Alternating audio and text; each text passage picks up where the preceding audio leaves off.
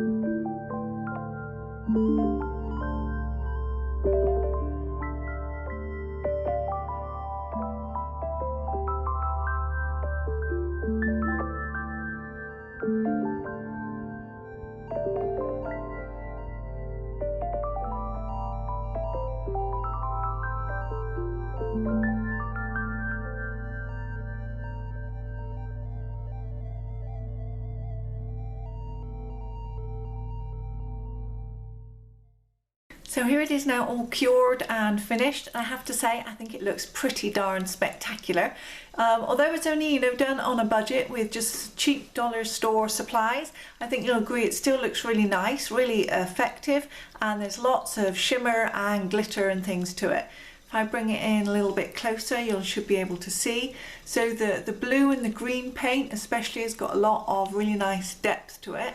Let's see if we can pick up some of that. Where the clear that I poured on top of the glitter and the beads kind of bleeds very slightly into the green and the blue colours, and you get to see the amazing depth, and you get to see the colour of the blue and the green paint that was painted underneath the actual resin layer itself. So it looks really good. I think the stones are all held in there nicely, everything's nice and glitzy and shiny, and the silver and the black especially really nice. The silver, that silver powder is awesome to use in resin, so you can pick up some of that shine there, really nice.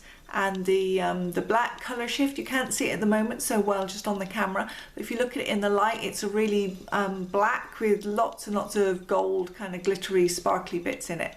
So there we go, that's what it looks like. I think you'll find that I'm very happy with that one.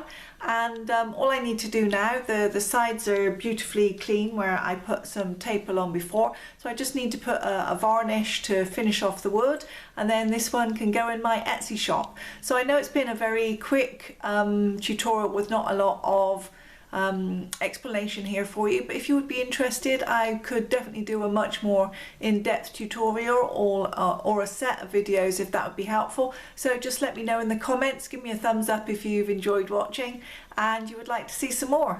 Thanks for watching, see you again soon.